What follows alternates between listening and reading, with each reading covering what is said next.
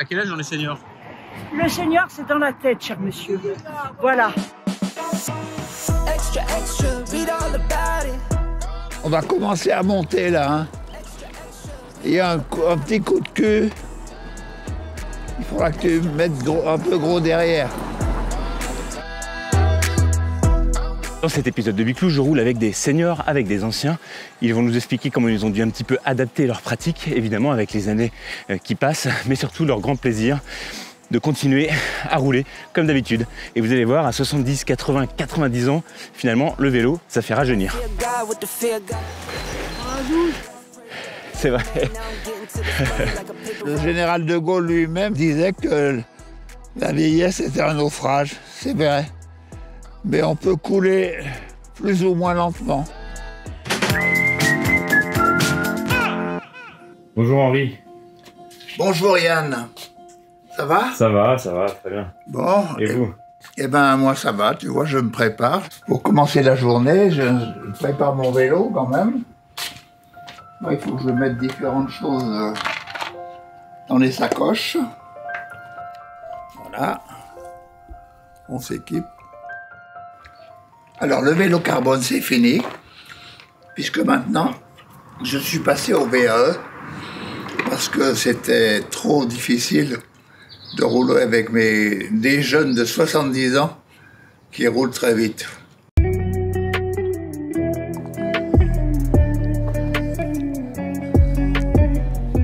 J'ai un peu de peine à marcher, parce que j'ai des problèmes d'équilibre.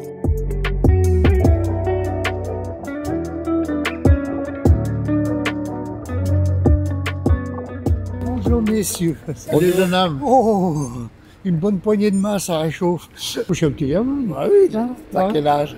Bah, je suis de 51 comme le pastis. Alors donc, ouais, ça fait 73. 73, oui, voilà, c'est Un petit typique. jeune. Ah, vous les avez eu? C'est des jeunes à pédale. Ah, vous les avez eu chez les 60? Oui, il y a longtemps. On est là. Presque 20 ans. On est là. Ah. Et vous allez voir que Henri, malgré son grand âge, on peut le dire, enchaîne les kilomètres, et ça grâce à son vélo électrique. Je suis né en 1933, donc j'ai 91 ans. Et d'ailleurs, vos 90 ans, vous les avez fêtés où? Qu'est-ce que vous avez fait comme col pour vos 90 ans?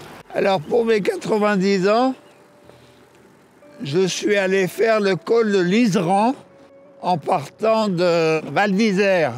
Le col de l'Iseran, c'est tout simplement le col routier le plus haut des Alpes. Il culmine à 2764 mètres d'altitude.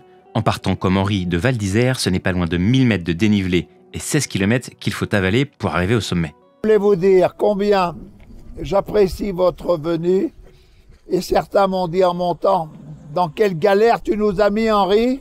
Alors dites-moi un peu, Henri, combien de kilomètres vous faites par semaine alors? Alors c'est variable.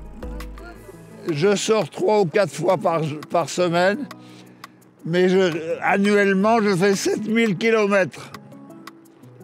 Et depuis 45 ans. À quel moment, Henri, votre vélo musculaire est devenu trop difficile? Il y a quelques années, il y a environ 5 ans, je faisais l'Ardéchoise.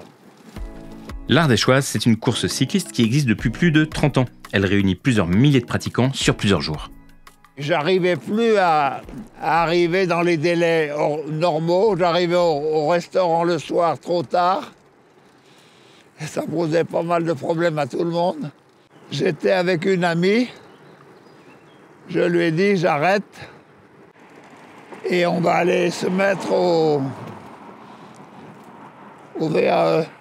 Ah, le vélo à assistance électrique. C'est vraiment le sujet de discussion au sein du groupe d'amis qui roule avec Henri. Quand on prend de l'âge, forcément, à un moment, on pense à l'assissance électrique. Moi, j'aimerais bien remettre mon mari au vélo sur un vélo électrique. C'est lui qui m'a mise au vélo. Quand on était jeunes mariés, il a arrêté, il a pas mal de pépins de santé.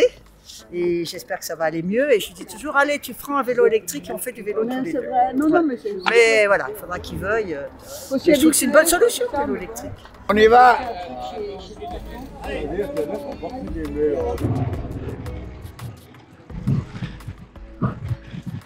C'est frustrant de le voir passer avec son vélo électrique? Frustrant, non, je trouve ça super. Parce que s'il n'y avait pas le vélo électrique, beaucoup ne pourraient plus faire de vélo. La seule chose qu'il faut, c'est vraiment changer de vitesse comme si on était en musculaire. Parce qu'il faut soulager sa batterie au maximum. Et si vous tirez trop gros, ben la batterie consomme beaucoup. Qu'est-ce qui est devenu un peu plus difficile à vélo? Vous vous sentez un peu plus fragile, c'est ça? C'est la récupération qui est plus difficile. Parce qu'on a les jambes raides et le matin, pour récupérer, c'est plus dur. Là, on va faire une pause.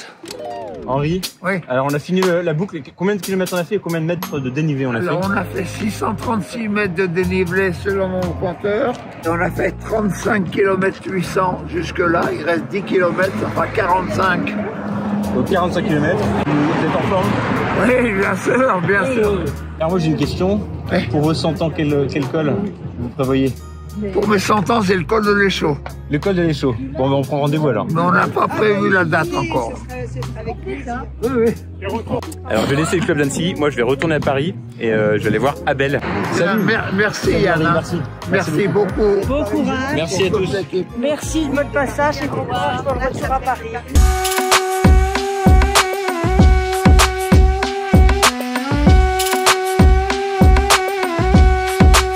Alors me voilà de retour à Paris et je roule avec Abel, qui connaît Paris comme sa poche, qui roule à vélo évidemment depuis très longtemps et surtout qui fait partie des 1% de personnes âgées qui roulent dans la capitale.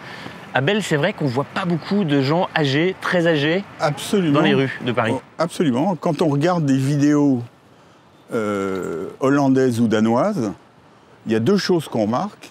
C'est qu'il y a des gens de tous les âges, c'est-à-dire des enfants en bas âge jusqu'à des personnes très âgées.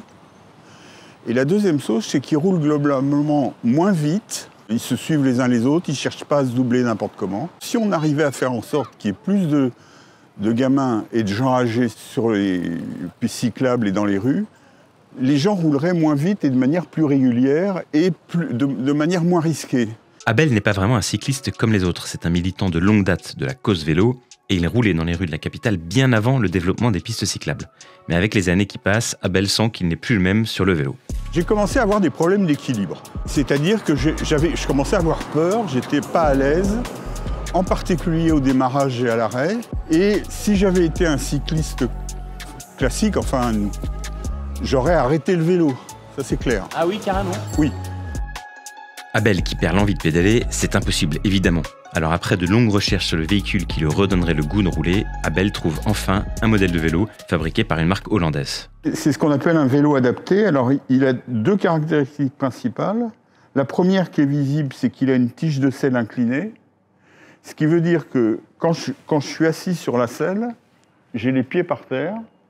Donc aussi bien au démarrage qu'à l'arrêt, ça me permet d'être mieux en stabilité. Et avant de l'acquérir, donc j'avais baissé ma selle quand j'ai commencé à avoir des problèmes d'équilibre. Et là, mais par contre, donc, j'avais pas d'allonge. Tandis que là, comme je pédale comme ça, j'ai la distance importante entre ma selle et le pédalier. Abel, on aimerait bien voir plus de personnes âgées à vélo dans Paris et un peu partout en France. C'est quoi finalement les conseils qu'on pourrait donner? Il faut que les personnes âgées ne soient pas obligées de faire tout ce que j'ai fait pour trouver un vélo adapté. Donc il faut que les marchands de vélos les fassent venir, les vendent, les conseillent. Il faut aussi éventuellement que des constructeurs se mettent à en fabriquer. Il faut que les aménageurs en tiennent compte. Et puis il faut que le comportement de tout le monde change. Y compris des cyclistes qui sont pressés, qui ont envie d'aller au boulot. Je suis sûr qu'il y a plein de vieux pour qui faire du vélo ou refaire du vélo, ce serait un des éléments de leur vie, du plaisir de leur vie. Hein. Je ne vais pas dire à une personne âgée de faire le Mont Ventoux, mais je vais lui dire viens pédaler sur les berges à Paris. Ce que je fais encore maintenant, c'est le vélo sacoche. Je vais aller faire un tour.